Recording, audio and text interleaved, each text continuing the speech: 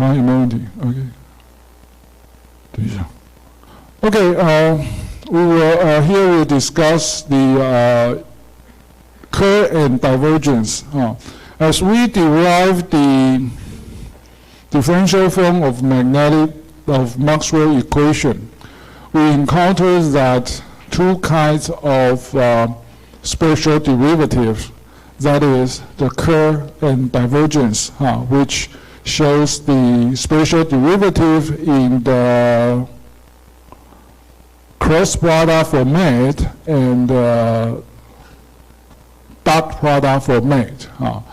And they are referred to lateral derivative for the curl operation and longitudinal derivative for the divergence operations, as we discussed earlier. So in this section, we will discuss a little more about the significance and the implication of curl and divergence operator. So I believe that the curl and divergence operator, well, you have seen this in your engineering mathematics, but here we can actually apply the curl and divergence operation into practical problems. So we will discuss a little bit more about this. The two are referred to curl operation and divergence operation, which are both spatial derivative. So in Mandarin they are referred to as 旋度跟散度了。那刚刚之前也提到过了，一个是旋度是观察侧边的变化量，而散度则是观察顺着场的方向的这一个空间变化量。So in this section, we will introduce the basic definition for curl and divergence operation and discuss the physical interpretation of the quantities. And we shall derive two associated theorems. One is the so-called Stokes theorem. 还记得吗 ？Stokes theorem 公式一定有讲过嘛，对不对？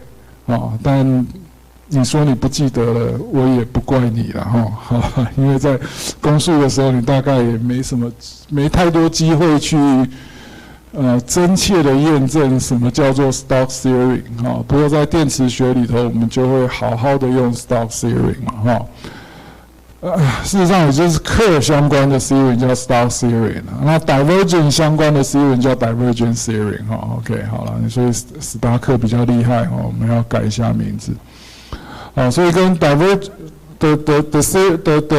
relationship associated with to the divergence operation is referred to as the divergence theorem, which can be described briefly as the result of what is the implication of Stokes theorem? The Stokes theorem says that the closed loop integral of a vector A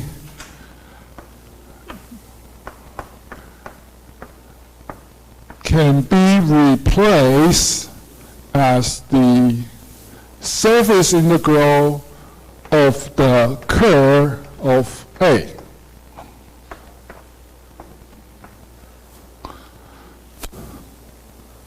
Okay, so it's a little bit confusing because in this equation it only involves one integral. In this equation it involves a derivative, a differential operation, and an integral. So intuitively you will think this is a more cumbersome or more complicated computation process.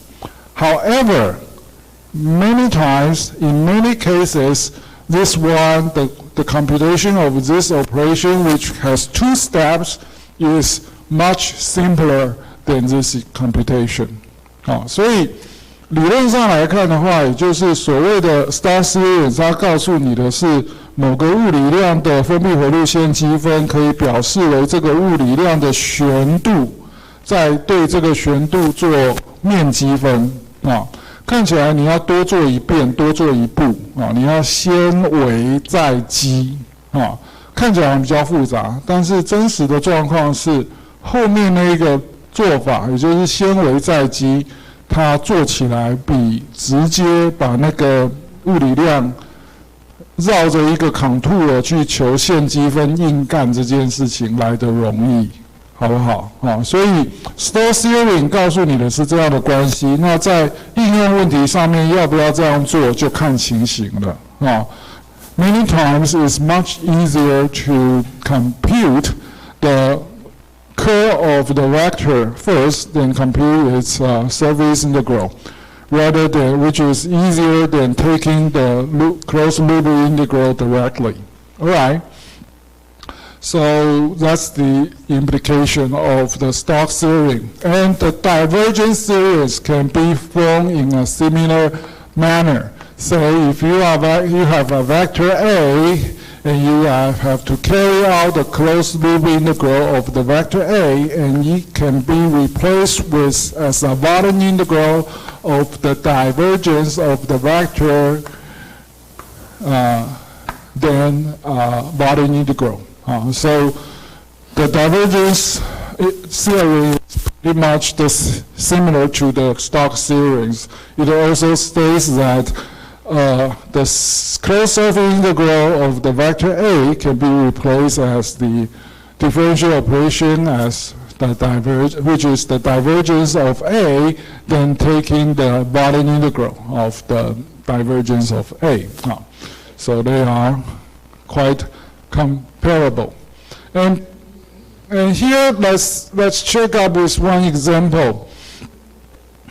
For the static current case, we know that in the differential form, if there is no displacement current, then the current density J in the space is associated with the curl of H, curl of the magnetic field at that point.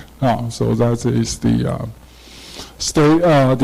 Ampere-Sakisho law of the differential form in the static case, which means that the existence of current, the existence of J, the existence of I, shall create curl, a non-zero curl in the space for the magnetic field. 所以在空间当中，假如你的电场、你的电流有存在的话，那么空间中的磁场的旋度就不等于0。Okay? So begin from equation 3.44. Let's consider a small region. Say we perform a dot product of that point. So you kind of expand the point, the observation point, into a small region as ds. So expand the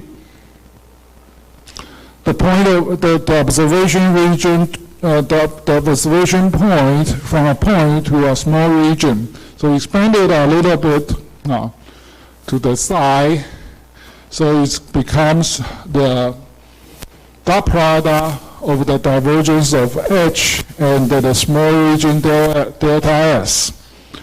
And to the right, it becomes the dot product of current density J and a small region delta S. So if the current density is homogeneous, is uniform in that small region, the dot product of the two becomes what? Becomes electrical current I. Becomes electrical current I.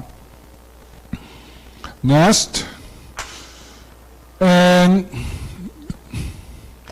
because to the right is J dot S, which is I, it can be replaced with with what? With this, okay? You see? This is current I, and this is the closed loop integral of H in the space. So you can link the two together, that is the magnetic field intensity in differential form and the magnetic field intensity in integral form together. So you kind of joining, you kind of examine the Ampere-Circuitial law in differential and integral form jointly. So you end up with this equation, okay, which can be returned more formally as equation 3.47, okay, as this, all right. Then if you divided both sides with delta S, that is the size of the region, which again, you shrink the region of interest a little bit, so you end up with this result, okay. Oh, by the way, do you recognize this logo? 这什么意思？有没有人认得这个标志的？这个啦，假如说以后你们想不开，想要念博士的话，你们大概就得要加入这一个组织啦，这个组织叫 EE3201301啊，有没有听过？这是 EE3201301的 mark 啊。啊，你们不知道啊？听过 EE3201301嘛？身为一个电机系的毕业的学生或者是毕业生的话，你应该知道 EE3201301嘛？你要是想不开念的博士的话，那可能你有大概有1/3以上的几率是要待在学校的，那当然就避不了像我每年都要帮EE3201301抖内一些钱嘛，抖内会费啊，一年大概5-6千块台币吧，OK 好，还不少所以你看到EE3201301的 mark 这是什么？就是安培右手啊，有没有？所以我们电磁学才是最顶的、最基本的，OK 好，就是这个右手，OK 好。Alright, so come back to the equation 3.38. So according to this equation, as you can see, to the left is the dot product of curl of H and the direction of delta S, which means the value is associated to the orientation of the two vectors. The direction of the two vectors determines the amount of this dot product, and they reach a maximum when what? When the direction of curl of H and the direction of AN are in parallel. So when the two vectors are in parallel, you will end up with a maximum value, which means the curl operation, the direction of the curl operation of H and the current's flow direction are the same. When the two are the same, you will reach the maximum value. So the consequence of this comes back to is associated with the Ampere-Circuitial law in differential form. That is the current density, the vector, the direction of the current density is the same as the direction of the curl of H. The curl of H.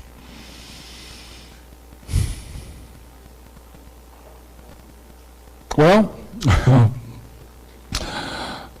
to put it more clearly, what I want to say here is J and H are in the same or not in the same direction. They are not in the same direction. J is in the same direction of the curl of H. In fact, the J direction is perpendicular to the direction of H。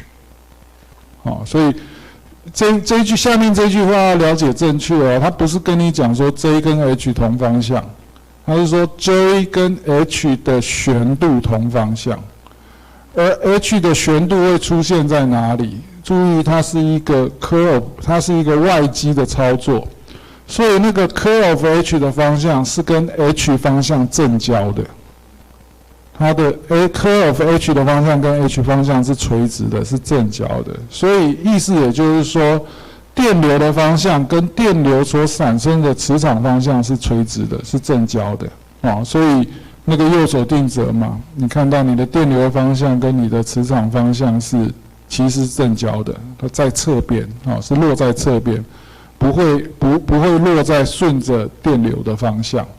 OK 啊。Alright, so by squeezing the delta S area down to 0, we can derive the expression for the curve of H, for the curve of H. And this relationship is not only satisfied for magnetic field intensity, it's actually satisfied for any vectors. For any vector, say a vector field A, the curve of A equals to the limit of the closed loop integral of A over a specific region. Then, in this figure, we try to interpret the physical implication of Kerr operation. So here, the textbook shows an example of a Kerr meter, 一个量Kerr的工具，量散度的工具啊。那有没有人看得出这是什么一个东西？这是一个小水车 ，OK， So it's a turning wheel, and if you place this device in a flowing liquid body, it shall tell you the curve of the current flow in terms of the direction of the dot movement. Okay, so here is a spinning wheel that is submerged in the water. And on the top is a disc with a dot mark on the disc. So if the wheel is turning clockwise or counterclockwise, the dot on the top disc will move accordingly. All right? And one thing that you should know is in the river, in a stream or a river, the water flow speed is different. The flow speed reaches its maximum at which position? In general, in the middle of the stream, the water flow speed shall reach its maximum. And it's slowed down on the bank of the river. And this result is valid in most cases. So when you try to walk across a river on foot, at the bank or near the bank, if you know the water flow speed is not that scary. It's kind of slow on the side. However, when you get into the middle of the stream, the water flow speed becomes larger and larger, and it might fall down in the middle of the stream, and then will put you in a more dangerous situation. All right. And so if you apply a Kerr meter in this case, in this region, what is the rotation direction of the dot for this curve meter? Well, it will rotate clockwise because this water flow speed on the left is faster than the one on the right, right? On the other hand, if you put the curve meter to the left of the river, it will flow counterclockwise according to the water flow speed. How about if you place the meter in the middle? What happens?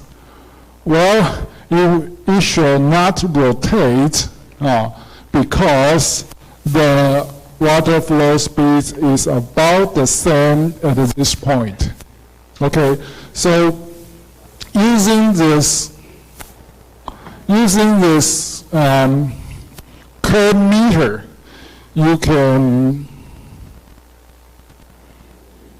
derive the distribution of the water flow speed. 好吧，有的时候我的课程呢，第一次用英文讲还是会卡住 ，OK。所以这个 curve meter 它量的是什么？它量的是流速的什么？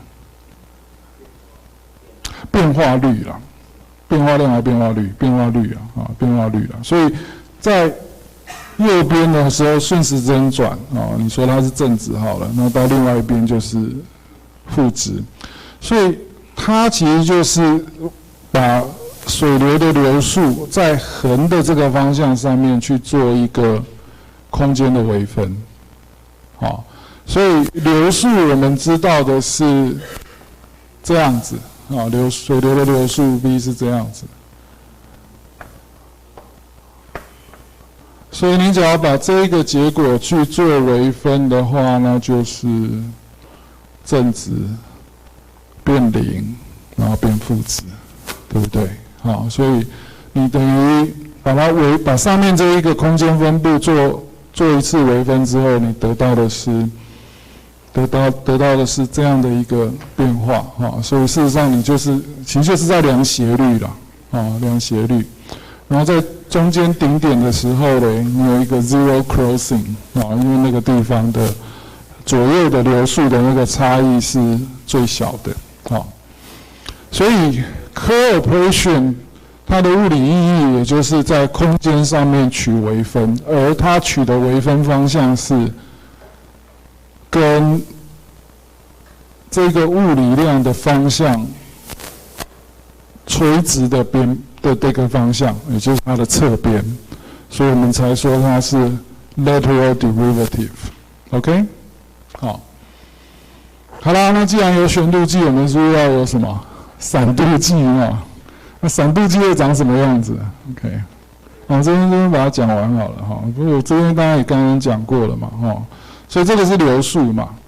但是它的斜率就是它的旋度它的斜率就是它的旋度，这也就是微分嘛，对不对微分就是找它的斜率，找它的变化率So in this example, it simply give you a sinusoidal function, which represents the water flow speed in the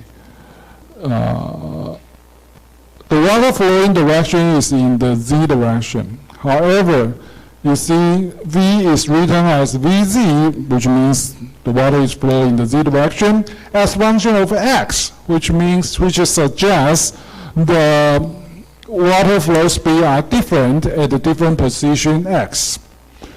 And if the function is prescribed as a sinusoidal function, as you can see here, which is sine beta x over a, then taking the derivative, in particular taking the curve of this function, then you will end up with this result, that is, you take the del Vz over del x, And the result, note that the result is in the y direction. The result is in the y direction. So you see the vector direction, the component of the vector, the derivative, the direction, and the result are all perpendicular to each other, are all orthogonal to each other. So we end up with this result that is minus pi v sub 0 over a times cosine pi x over a. So this, the curve is in the y direction. The speed is in the z direction. The water flow speed in the z direction. And the change of speed is in the x direction. So you can see that they are in, the three are in different, all in perpendicular directions. All right.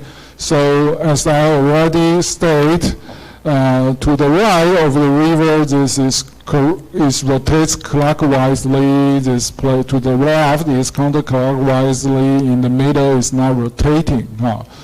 And this relationship, we can examine this relationship in terms of Faraday's law. That is, the curl of E equals to the minus of the time derivative of B. So the significance of this equation is that the circulation of electrical field per unit area, that is, if you examine the electrical field around a specific point in a given plane, it equals to the components of minus del B over delta T along the unit vector normal to the plane and directly in the right-hand sense. So, which means, which we can interpret it differently, that an inhomogeneous distribution of electrical field shall produce time-varying magnetic field and vice versa. That is, a time-varying magnetic field will produce an inhomogeneous distribution of electrical field intensity. 所以下面这一个关系电场的空间分布不均匀跟磁场的时间分布变动，这两个是可以互为因果的。你可以由时变磁场来造成空间的电场分布不均匀，或者是透过改变电场空间中的电场分布来去造成时变的磁场。所以在它的应用其实是双向的啦，两边都可以做。And a similar interpretation, a similar relationship can be prescribed for the Ampere-Circuitial law. That is, the curl of H equals to the electrical current density plus the time derivative of displacement flux density. That is, the displacement current density plus the electrical conducting current density shall equals to the curl of the magnetic field.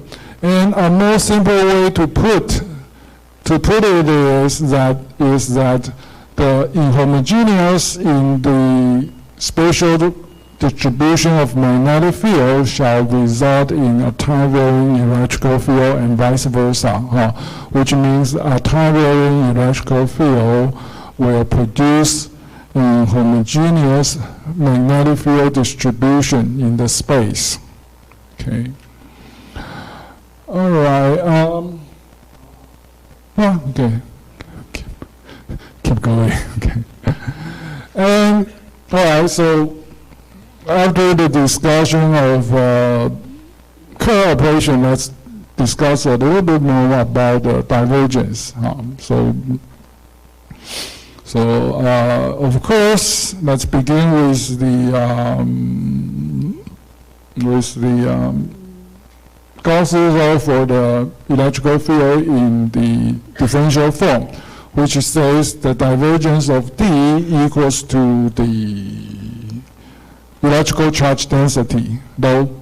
So if we expand the region of interest a little bit, 我们把一个点向外扩张1 mm into a small region, say delta V, then you can times delta V on the two sides, as the divergence of D times delta V equals to rho times delta V.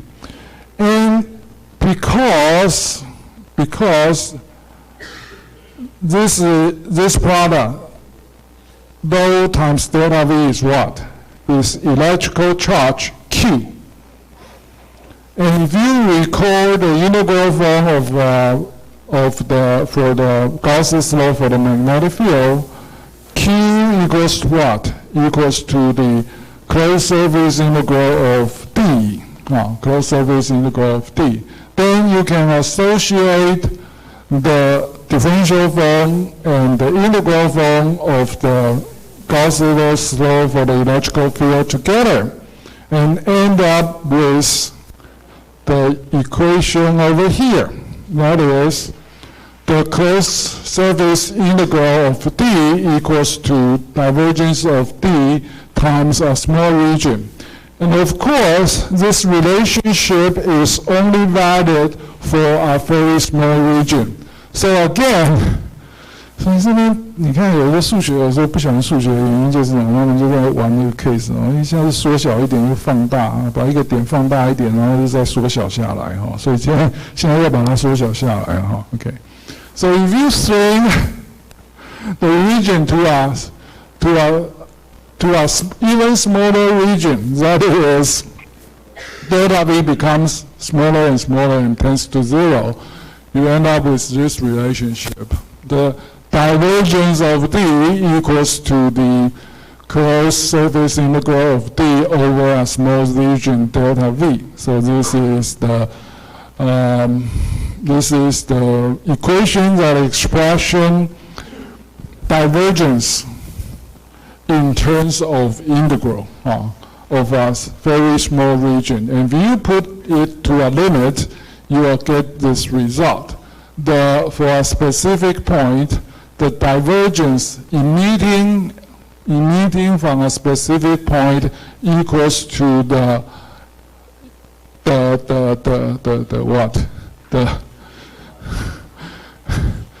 surface integral of all the electrical field emanating from this space. So you can write up this relationship for the divergence for a vector A, which is valid for any vector. For any vector, the divergence of A equals to the limit of the closed surface integral of A over a small region. So now let's move on to the continuity equation, which shows you the divergence of J, which equals to the negative of the time rate of electrical charge density rho. So if equation 3.50a is a positive value, what is the implication of this thing? If this is a positive value, that is, the divergence of J is a positive. This means there is current flowing out from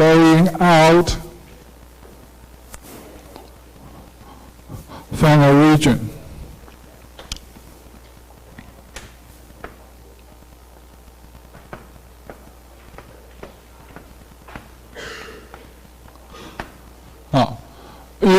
If the divergence of J is a positive value, that means there is current flowing out. Then the current which is originating from the electrical charge within this volume is what? Is decreasing or increasing? Well, it shall decrease. It shall decrease. So it equals to the minus of the time rate of rho, because the charge density, the total amount of charge becomes smaller and smaller, so that you can have a positive divergence emanating from this space. So if this is a negative, if the divergence of J is negative, then you will accumulate more and more electrical charge in this space. If 0, then that means no change in the charge density and no current flowing out of this region. then here is the divergence meter. What is the divergence meter? 简单讲就是机轨啊。A balloon, okay? So the example for the divergence meter is elastic balloon, okay? If you have the experience of taking the flight, have you ever taken the flight? If you take the flight and you happen to bring a baggage of potato chip with you, and you think I'm too fat to eat any more potato chip, so I'm stay away from the chip. But you can observe that as the altitude of the airplane gets higher and higher, what happens to that bag of potato chip? Well, the package becomes larger and larger. It's fully expanded. Why? Because the difference of air pressure. Because the air pressure within that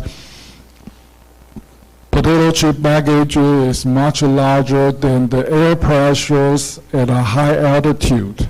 So the package, the bags becomes, it's kind of enlarged due to the difference in air pressure. So for this example, if you have an elastic balloon, and if you move up, if you get to a higher altitude which has a lower air pressure, the balloon will become larger and larger, and it may eventually explode in certain cases. So this suggests the physical quantity, which is pressure, in this case, is outward. If this is a positive pressure with respect to its neighborhood, then the balloon size will become larger. So you have a positive divergence. On the other hand, if the pressure is smaller within this balloon, you will see the balloon volume gets smaller and smaller due to the air pressure's difference. Then you can claim, or you can state that the air pressure within, the divergence of the air pressure in this balloon is a negative number, so that the areas shall shrink. If the outgoing vector is the same as the inward, the outflow and the inward the flux are the same, then you will have a zero divergence for this case. Okay, and I guess I shall stop here and let's continue on next Tuesday.